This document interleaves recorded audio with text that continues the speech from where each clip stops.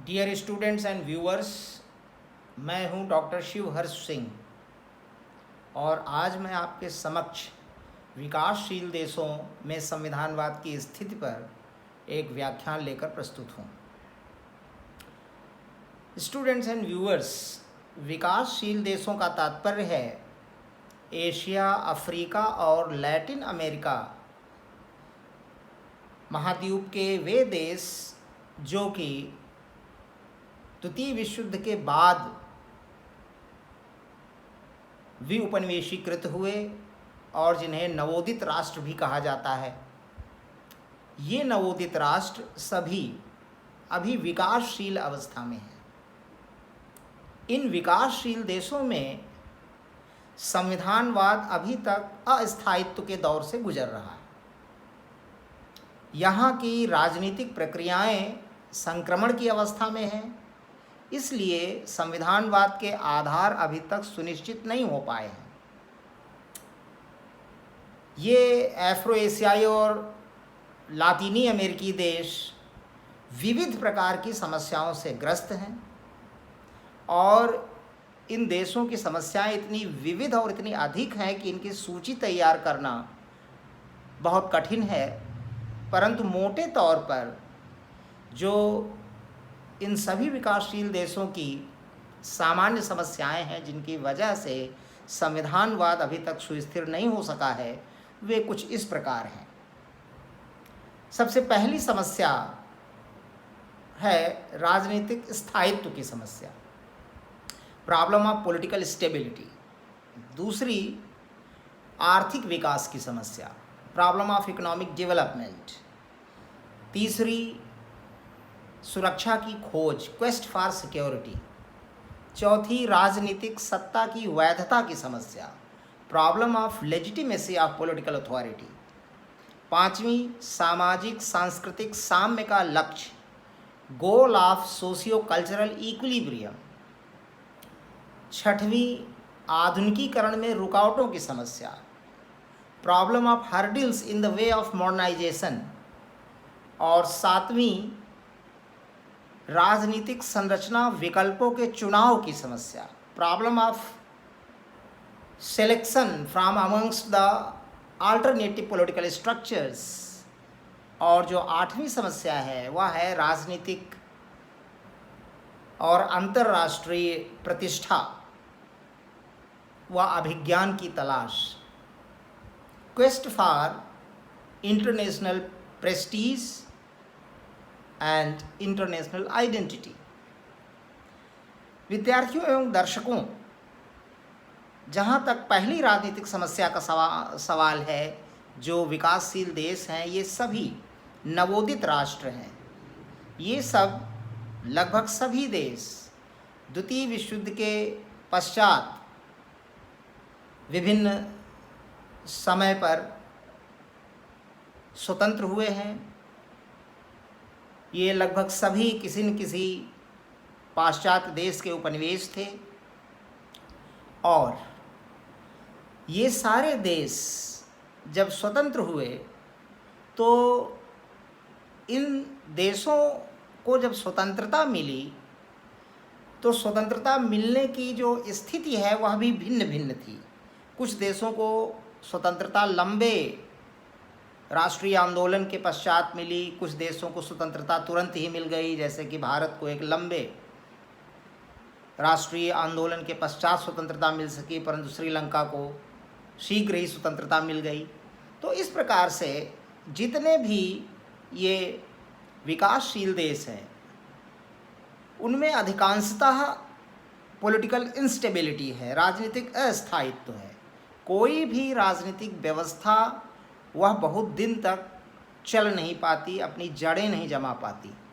और जब तक कोई राजनीतिक व्यवस्था टिकाऊ नहीं होगी, वह जनता को पसंद नहीं होगी और वह काफ़ी दिन तक स्थायी नहीं रहेगी, तब तक किसी खास तरह का संविधान ना तो लागू किया जा सकता है देश में और ना ही संविधानवाद की कोई स्थिति तब तक बनती है। तो जो पहली समस्या है वह यही है, पॉलिटिकल स्टेबिलिटी की समस्या, प्रॉब्लम ऑफ पॉलिटिकल स्टेबिलिटी या राजनीतिक स्थायित्व की समस्या। जितने भी विकासशील देश हैं वे सब पॉलिटिकली इनस्टेबल हैं। भारतवर्ष विकासशील देशों में सबसे विकसित है। अब भारतवर्ष को विकासशील देशों की कैटेगरी में रखना नहीं चाहिए, लेकिन पाश्चात्य देशों के लेखक कुछ उनका पूर्वाग्रह है, इसलिए वो अभी तक भारत को विकासशील देश की कैटेगरी में श्रेणी में रखते हैं। लेकिन India is a developed countries for all of us and from all the standards. तो भारतवर्ष को अगर छोड़ दें तो एशिया में तमाम देश हैं, जैसे कि आपका नेपाल है, भूटान है, बांग्लादेश है, श्रीलंका है, अफ़गानिस्तान है, पाकिस्तान है। यहाँ आप देखेंगे कि सब जगह पॉलिटिकल इंस्टेबिलिटी है। इसी तरह अफ्रीका के देशों में, लैटिन अमेरिकन कंट्रीज़ में कोई भी सरकार एक प्रकार की बहुत दिन तक स्थायी रूप से नहीं चलती, और जब तक राजनीतिक स्थायित्व तो नहीं मिलेगा, अर्थात कोई शासन व्यवस्था टिकाऊ नहीं होगी, तब तक किसी खास प्रकार का संविधान, किसी खास प्रकार की राजनीतिक संरचना स्थापित नहीं की जा सकेगी, किसी खास तरह का संविधानवाद नहीं उभर सकेगा। जो दूसरी समस्या है, और वह और भी महत्वपूर्ण है, जितने भी ये विकासशील देश हैं सब आर्थिक रूप से शोषित देश है, क्योंकि उपनिवेशवाद जो है वो आर्थिक शोषण की प्रक्रिया रही है। और जब उपनिवेशवादी शक्तियाँ, या कह लीजिए कि जो रूलिंग कंट्रीज़ हैं जो कि उपनिवेश स्थापित कर रखी थी, ये सब जब गईं इन देशों से, तो इनकी आर्थिक व्यवस्था का शोषण करके गईं, और ये सारे के सारे विकासशील देश आर्थिक रूप से बहुत ही पिछड़े हुए हैं। आर्थिक विकास की समस्या बहुत बड़ी समस्या है। आर्थिक विकास की समस्या जब तक हल नहीं होती, तब तक राजनीतिक स्थायित्व की समस्या भी हल नहीं होगी, और सुरक्षा की दृष्टि से भी देश कमज़ोर रहेगा। वह बाह्य और आंतरिक दोनों प्रकार के खतरों का शिकार रहेगा।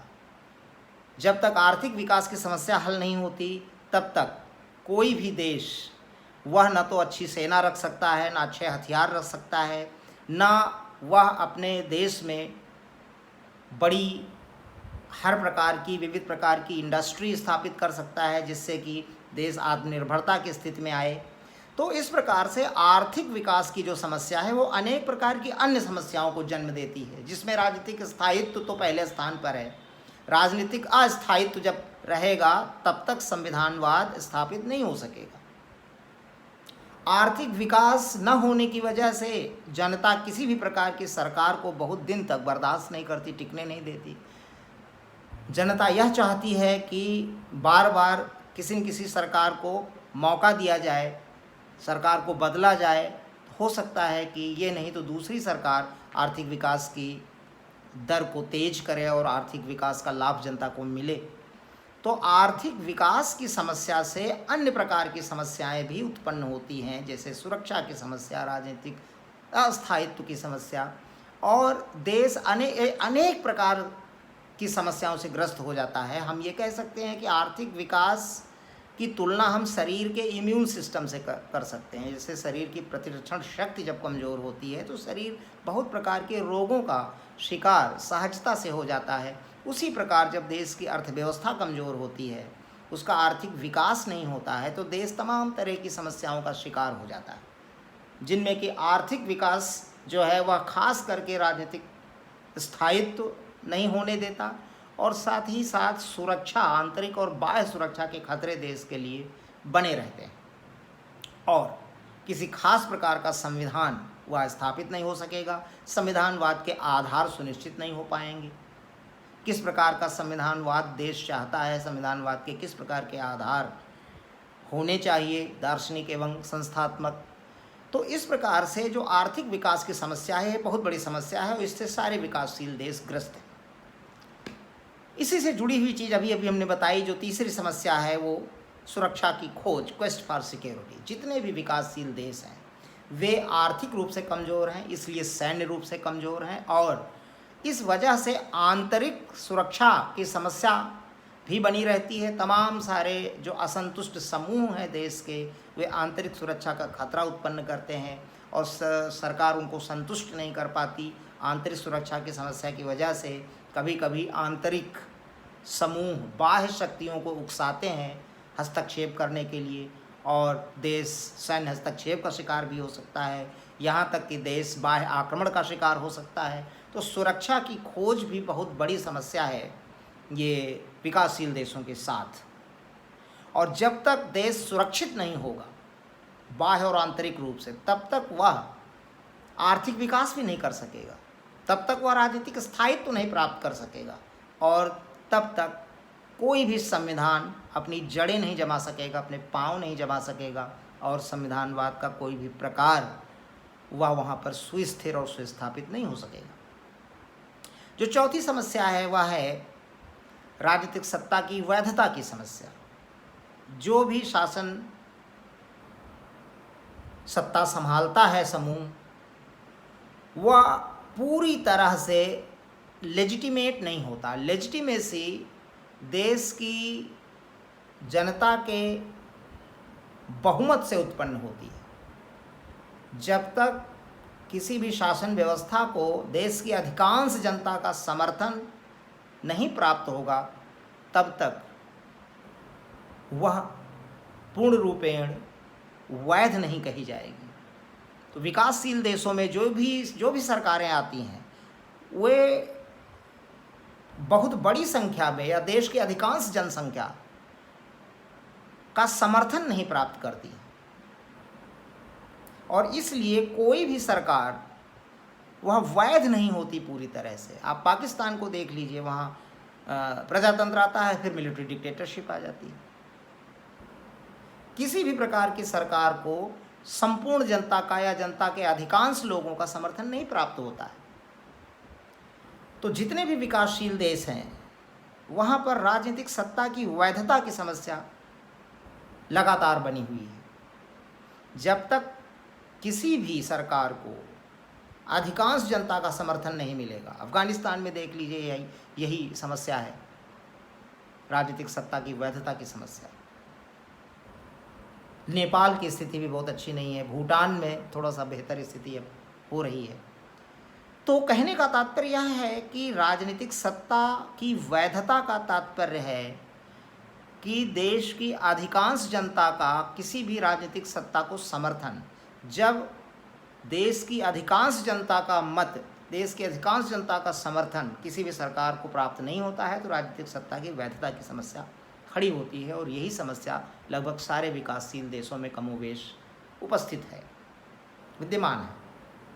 और जब तक कोई राजनीतिक सत्ता वैध नहीं होगी, जनता का, उसको अधिकांश जनता का समर्थन नहीं मिलेगा, तब तक वह किसी खास प्रकार का संविधान स्थापित नहीं कर सकती। संविधान को भी जनता के अधिकांश भाग का समर्थन चाहिए, तब तक संविधानवाद सुस्थिर नहीं हो सकेगा। जो पांचवी समस्या है वह है सोशियो कल्चरल इक्विलिब्रियम की समस्या। गोल ऑफ सोशियो कल्चरल इक्विलिब्रियम, सामाजिक सांस्कृतिक साम्य का लक्ष्य। जितने भी विकासशील देश हैं वे सब कल्चरली डाइवर्स कंट्रीज़ हैं, उनमें बहुत सांस्कृतिक विविधता है और अलग अलग सांस्कृतिक समूह, उनमें टकराव भी है। तो जब तक इन देशों में कोई एक सांस्कृतिक इक्विलिब्रियम नहीं उत्पन्न होता, अर्थात सारी संस्कृतियों के मिले जुले प्रभाव से कोई नेशनल कल्चर, राष्ट्रीय संस्कृति नहीं उत्पन्न होती, तब तक संविधानवाद ठीक से उत्पन्न नहीं होगा, कोई संविधान नहीं स्थापित किया जा सकेगा, क्योंकि constitution is a culture bound concept. और संविधान तभी स्थायी होगा जब एक नेशनल कल्चर उभरेगी। अगर कुछ एक संस्कृतियों या किसी एक खास संस्कृति जो देश में उपस्थित है उसके समर्थन से कोई संविधान बनाया जाता है, तो उसे अन्य संस्कृतियों के समूह जो है वे उसका विरोध करेंगे।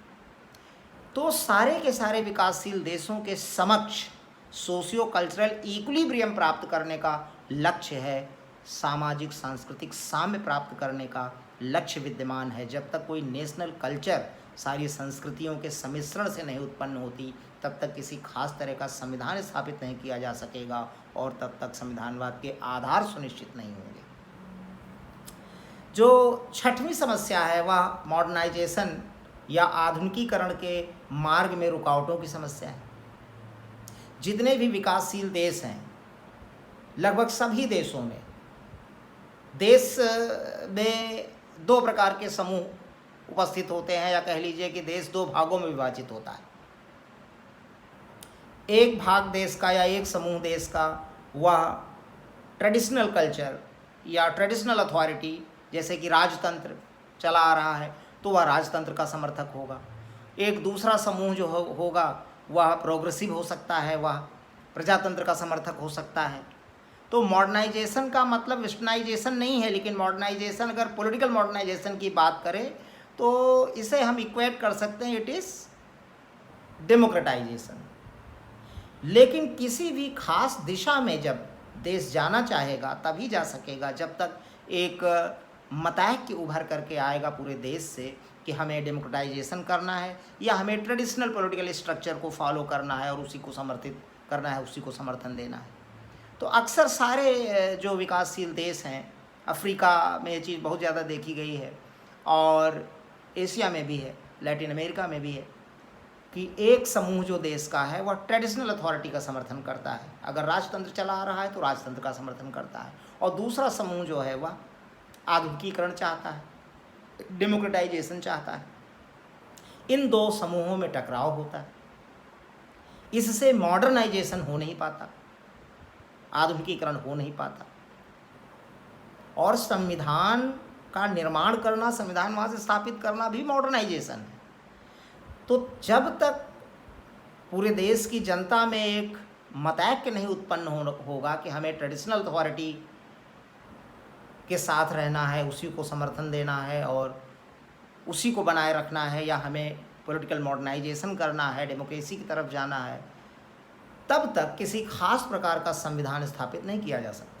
तब तक संविधानवाद की जड़ें नहीं मजबूत होंगी। जब संविधान ही किसी खास तरह का स्थापित नहीं किया जा सकेगा तो किस प्रकार से संविधानवाद उत्पन्न होगा। जो सातवीं समस्या है वह है राजनीतिक संरचना विकल्पों के चुनाव की समस्या। देश की जनता के समक्ष तमाम सारे राजनीतिक संरचना के विकल्प हैं। राजतंत्र है, सैन्य तानाशाही है, मिलिट्री डिक्टेटरशिप, लोकतंत्र है, साम्यवाद है, समाजवाद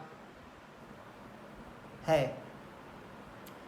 तो जनता किसी खास तरह की राजनीतिक संरचना को चुन नहीं पाती। कुछ लोग समाजवाद चाहते हैं, कुछ लोग लोकतंत्र चाहते हैं, कुछ लोग सैन्य तानाशाही के समर्थक हो जाते हैं, कुछ लोग राजतंत्र चाहते हैं। तो जब तक जनता में एक मतैक्य नहीं उत्पन्न होगा कि हम किस प्रकार की राजनीतिक संरचना को अपनाएंगे, तब तक किसी खास तरह का संविधान स्थापित नहीं किया जा सकता और संविधानवाद के आधार निश्चित नहीं किए जा सकते। इसके पश्चात जो समस्या है वह है अंतर्राष्ट्रीय प्रतिष्ठा व अभिज्ञान की तलाश, quest for international Prestige and international identity. जब अफ्रीका, एशिया और लैटिन अमेरिका के अधिकांश देश द्वितीय विश्व युद्ध के बाद स्वतंत्र हुए तो इनके समक्ष अंतर्राष्ट्रीय पहचान बनाने के दो विकल्प मौजूद थे। एक नेटो ब्लॉक इनके समक्ष था और दूसरा वारसा पैक्ट या कम्युनिस्ट ब्लॉक इन सभी देशों के समक्ष था। या तो विकासशील देश नेटो ब्लॉक को ज्वाइन कर सकते थे या वे कम्युनिस्ट ब्लॉक को ज्वाइन कर सकते थे, परंतु अगर वे नेटो ब्लॉक को ज्वाइन करते तो उन्हें अपनी विदेश नीति, अमेरिकी विदेश नीति के अधीन रखनी पड़ती, और अगर वे कम्युनिस्ट ब्लॉक ज्वाइन करते तो उन्हें अपनी विदेश नीति सोवियत संघ की विदेश नीति के अधीन रखनी पड़ती। तो उनके समक्ष एक ऊहापोह था कि वे क्या करें अंतर्राष्ट्रीय पहचान बनाने के लिए। Should they go to NATO bloc और should they go to communist bloc. 1960 के दशक के प्रारंभ में एक अन्य समूह जो विकासशील देशों का उभरा वह गुट निरपेक्ष आंदोलन उभर करके सामने आया, जो एक तीसरे ब्लॉक के रूप में भी जाना जाता है। और अधिकांश विकासशील देशों ने गुट निरपेक्ष आंदोलन की सदस्यता प्राप्त कर ली। और कुछ विकासशील देश नेटो और वार्सा पैक्ट के सदस्य भी बने। तो अंतर्राष्ट्रीय प्रतिष्ठा या पहचान या अभिज्ञान की तलाश भी एक समस्या रही है, और जब तक ये विकासशील देश किसी खास तरह के समूह को नहीं ज्वाइन करते या असंलग्न नहीं रहते, जब तक इस विषय में निर्णय नहीं ले लेते और जनता का समर्थन इस निर्णय के लिए नहीं प्राप्त कर लेते, तब तक किसी विशिष्ट प्रकार का संविधान देश में ना तो स्थापित किया जा सकता है और ना ही वह स्थायित्व प्राप्त कर सकता है। अब इन समस्याओं की वजह से संविधानवाद की क्या स्थिति बनती है विकासशील देशों में? What is the status of constitutionalism in developing countries? इस विषय में 4 बातें कही जाती हैं। नंबर 1, विकासशील देशों में संविधानवाद निर्माण की अवस्था में है, अभी यह निर्मित नहीं हो सका है, यह निर्माण की अवस्था में है। और दूसरी चीज़, संविधानवाद मिश्रित प्रकृति रखता है, अभी तक ये देश निश्चित नहीं कर पाए हैं कि उन्हें संविधानवाद के किस रास्ते पर जाना है, उन्हें उदारवादी संविधानवाद अपनाना है या उन्हें समाजवादी संविधानवाद अपनाना है, या उनको ट्रेडिशनल पॉलिटिकल सिस्टम के साथ चलना है। तो एक्सपेरिमेंट्स कर रहे हैं। पाकिस्तान का उदाहरण बहुत स्पष्ट है, आप देखिए, कुछ दिन लोकतंत्र रहता है, कुछ दिन सैन्य तानाशाही आ जाती। तो संविधानवाद मिश्रित प्रकृति रखता है, अभी क्लैरिटी नहीं है कि वह स्पष्ट रूप से उदारवादी होगा या साम्यवादी होगा अर्थात समाजवादी होगा, या किसी खास तरह की ट्रेडिशनल अथॉरिटी के साथ रहेगा देश। तो संविधानवाद विकासशील देशों में अभी भी मिश्रित प्रकृति रखता है। और नंबर 3, संविधानवाद प्रवाह के दौर से गुजर रहा है, जैसे कोई नौका प्रवाह में हो, पता नहीं वह कहाँ जाकर के ठहरेगी। तो किस तरह का संविधानवाद स्थापित होगा और संविधानवाद स्थापित हो सकेगा शीघ्र या नहीं, यह स्पष्ट नहीं है। संविधानवाद प्रवाह के दौर से गुजर रहा है, कभी लगता है कि संविधानवाद स्थापित हो जाएगा, कभी फिर लगता है कि अभी दूर चला गया, अभी देर लगेगी संविधानवाद के आधार सुनिश्चित करने में और संविधानवाद को सुस्थिर करने में। और संविधानवाद दिशाहीन चरण में है, किस दिशा में जाएगा? उदारवादी दिशा में जाएगा या समाजवादी दिशा में जाएगा, या वह अभी भी ट्रेडिशनल अथॉरिटी अर्थात राजतंत्र या सैन्य तानाशाही की दिशा में जाएगा? यह भी लगभग अभी निश्चित नहीं हो सका है विकासशील देशों के भीतर। तो संविधानवाद विकासशील देशों में दिशाहीन चरण में है।